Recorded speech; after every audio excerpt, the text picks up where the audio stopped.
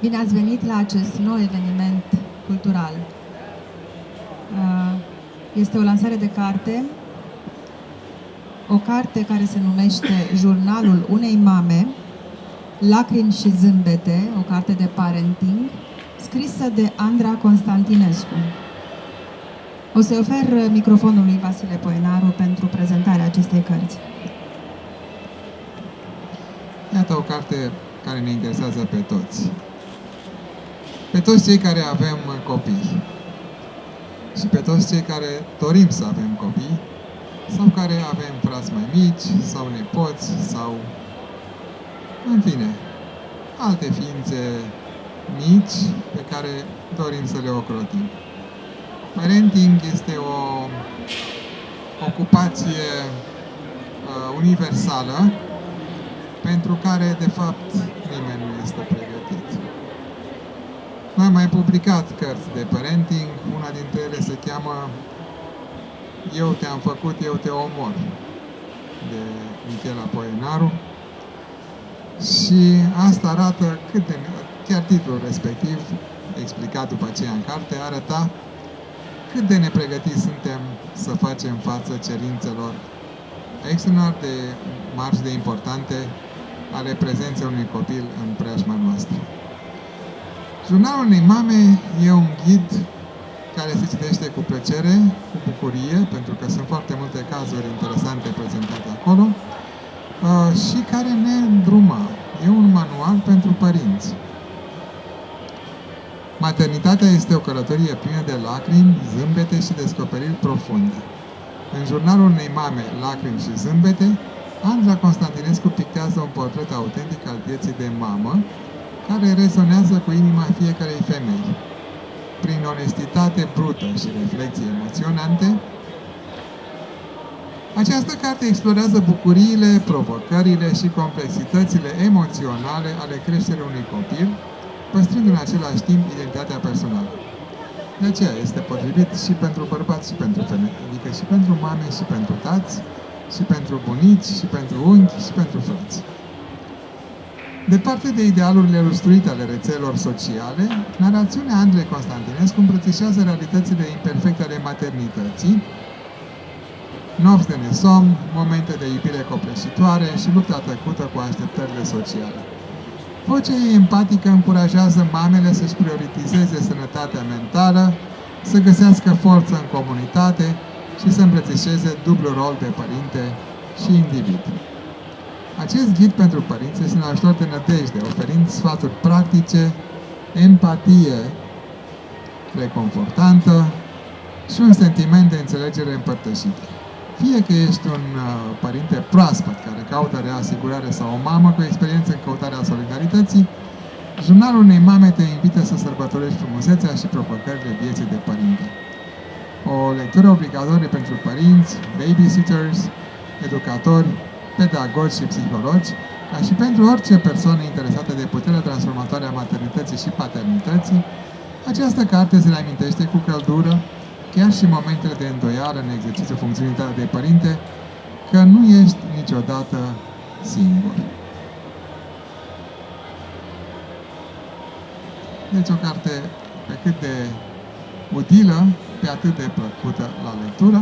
Haideți să vedem câteva pasaje în această carte. Colega noastră, Gina Micloș, este dornică să ne citească despre crizele de furie, exploziile emoționale, boală sau normalitate.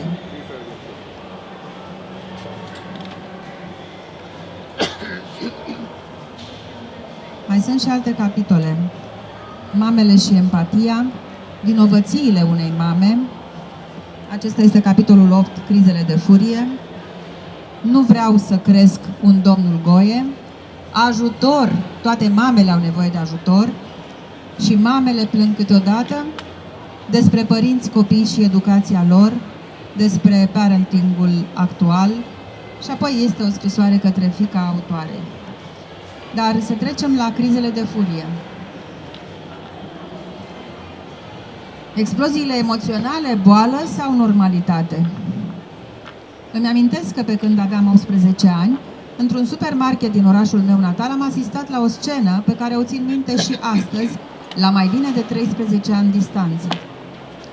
Se făcea ca un pui de om cu ochii mari și albaștri, pe cum seninul cerului, căruia îi ieșeau de sub căciuliță câteva bucle aurii și doi dințișori ce îl făceau să semene cu un iepuraș, emanând puritate și dulceață prin toți porii, îmi atrăsese atenția. Îmi amintesc că i-am zâmbit duios atunci când și-a întors privirea către mine. Dintr-o dată, după o discuție cu mama, pe care eu n-am reușit să o înțeleg, dar care era în contradictoriu, obiectul discordiei fiind o mașinuță pe care cel mic o ținea în mâini ca pe cel mai mare trofeu și pe care biata mamă încerca din răzputeri să o ia, s-a transformat într-un mic pui de balaur. De fapt, ce spun eu pui, era balaur în toată regula. Din acela cu 7 capete ca în basme pe care mama sa, precum făt frumos, încerca să-l liniștească. Eu nu mai țin minte cum era descris în basme făt frumos, dar în cazul de față, mama era vizibil sleită de puteri. Avea niște cearcă nebiata de ea, de parcă păzise merele de aur din grădina împăratului întreaga viață până în momentul acela. Părul era pe jumătate pieptănat, unghiile ce fuseseră odată vopsite arătau de parcă fuseseră într-un bombardament, iar pe buze îi se mai vedea doar o urmă din ceea ce fusese cândva un ruj, restul fiind întins pe obrazul drept. Cred că balaurul avea legătură cu asta. De fapt, cred că avea legătură cu tot aspectul femeii. Îmi amintesc că atunci mi-am zis că eu, când voi deveni mamă, voi fi total opusul acestei femei. Voi fi o mamă aranjată, care nu se va neglija, o mamă îngrijită și mereu cochetă. Să facem o pauză de râs. Oare de ce crezi că râd în hohote acum, când îmi amintesc cum îmi propuneam să fiu când voi fi mamă? Dar să nu uităm subiectul. Subiectul principal al discuției, copilașul, ba nu, balaurul, căci așa mi s-a părut în acel moment a fi copilul acela. Dintr-o dată, mogâldeața aceea dulce și inofensivă, ființa aceea mică și drăgălașă, a început să scoată niște sunete de jurai că îi face concurență sunetului ro-alert. Ochii lui drăgălași erau năpădiți de lacrimi, iar trupul micuț părea dintr-o dată mai puternic decât trupul unui elefant. S-a trântit la podea în timp ce mama a încercat să-l ridice, trăgându-l de o mână. Apoi biata femeie s-a așezat și ea pe podea lângă micuț, încercând prin vorbe să-l liniștească. "Spune-i, maică, de ochi," îi zise mamei o doamnă, trecută bine de 70 de ani, ci că micuțul era de ochiat.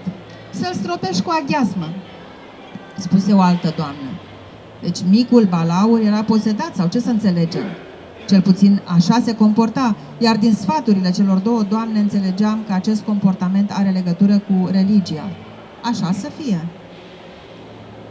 Nu știu cum s-a terminat isprava puișorului, căci am plecat, spunându-mi că niciodată nu-i voi permite copilului meu să se comporte așa și că în niciun caz eu, ca mamă, nu voi fi pusă vreodată de către copiii mei într-o asemenea postură. Altă pauză de râs. V-ați dat seama de ce, da? Pentru că, evident, și eu, la fel ca tine și la fel ca doamna din supermarket, am trecut prin asta. Inițial m-am întrebat dacă e bolnav copilul, apoi dacă nu cumva e prea răsfățat. I-am pus milioane de întrebări până să află răspunsul corect din gura unei persoane avizate, un psiholog la care am apelat. Copiii nu au cortexul frontal dezvoltat, cel care se ocupă de partea rațională.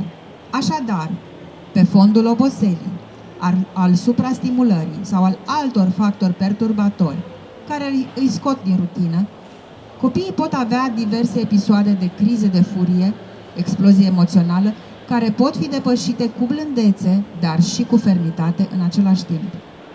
Cortexul frontal este responsabil pentru funcțiile executive, cum ar fi planificarea, rezolvarea problemelor, controlul impulsurilor și luarea deciziilor. La copii, această parte a creierului este încă în curs de dezvoltare, ceea ce explică de ce ei pot avea dificultăți în a-și controla emoțiile și comportamentele. Crizele de furie sunt reacții normale și de așteptat la copii, având în vedere stadiul lor de dezvoltare. Ele reprezintă modalitatea prin care copiii își exprimă emoțiile pe care nu le pot gestiona sau comunica altfel. În timpul unui astfel de episod, copilul poate plânge, țipa, lovi, trânti lucruri sau chiar se poate trânti pe jos. Aceste reacții pot fi extrem de provocatoare pentru părinți, dar este important de înțeles că ele nu sunt rezultatul unui comportament rău intenționat, ci al incapacității copilului de a gestiona situația într-un mod mai potrivit. Pentru a depăși aceste episoade de criză de furie, părinții trebuie să acționeze cu blândețe, dar și cu fermitate. Blândețea implică răbdare, empatie și înțelegere față de emoțiile copilului. Este esențial ca părintele să valideze sentimentele copilului și să-l asigure că este în siguranță și că este înțeles. De exemplu, o abordare blândă ar fi să-i spui: îți înțeleg supărarea, știu că e greu acum.